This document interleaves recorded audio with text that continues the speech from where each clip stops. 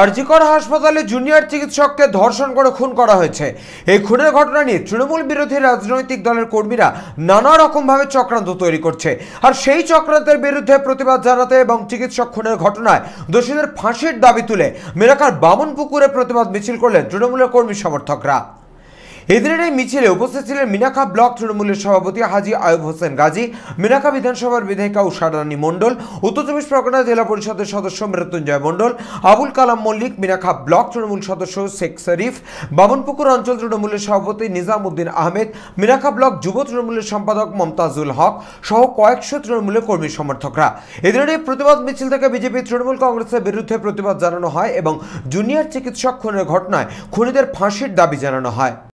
গত কয়েকদিন পূর্বে আরজিকর হসপিটালে একজন মহিলা ডাক্তারকে কেন্দ্র করে তাদের স্টাফদেরই ভিতরে তাকে ধর্ষণ করে খুন করা হয়েছে।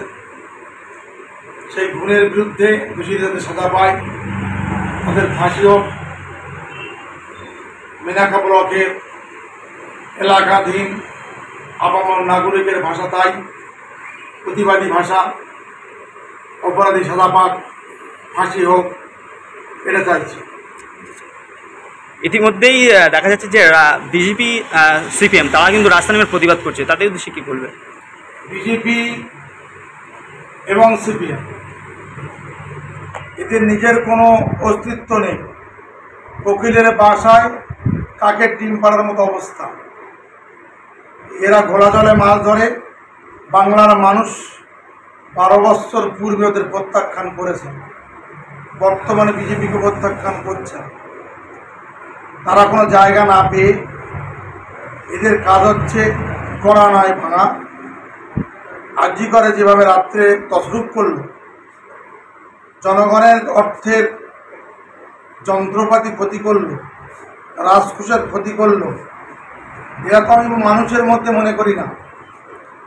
নিশ্চিত একজন মৃত্যু বেদনাদায়ক অপরাধী সাজা পাক বাংলার মুখ্যমন্ত্রী চেয়েছেন, বাংলার মানুষ চেয়েছেন, মিনাখা ব্লকের মানুষের প্রতিবাদ আছে।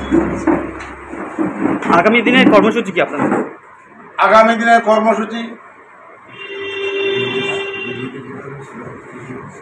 হ্যাঁ, আমাদের প্রশ্ন প্রতিবাদ, বিক্ষোভ, আন্দোলন থাকবে, কিন্তু ডাক্তার মহাশয় এবং তার স্টাফগণেরা, সিস্টার থেকে ফার্মাসিস্ট থেকে এক্সট্রা তাদের স্টাফগুলো আছে, তারা প্রত্যেকটাই আপামর যন্ত্রণায়ক চাষী রুগীদের পরিষেবায় ব্যাহত করছে, কুব্যবহার করছে, ভাষা ঠিক নেই।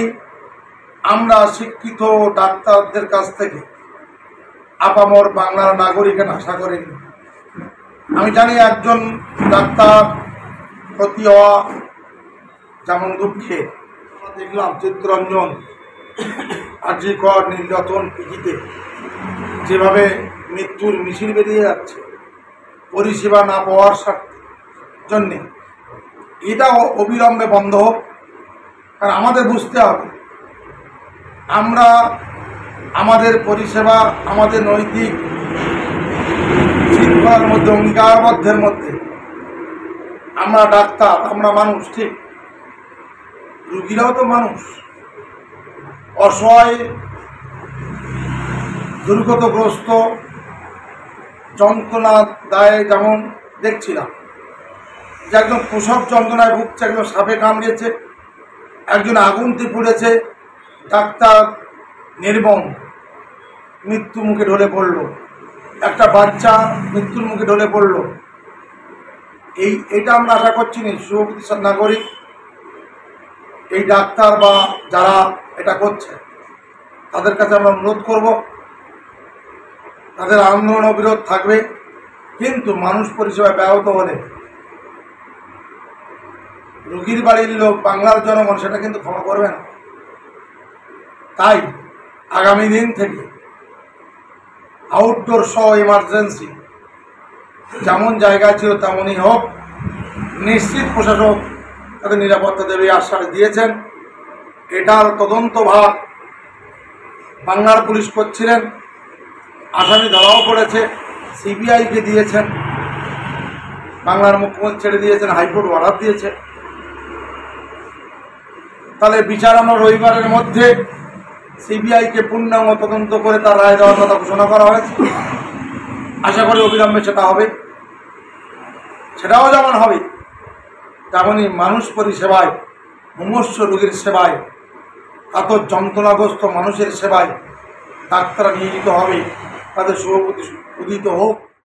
Bureau report, channel 24/7।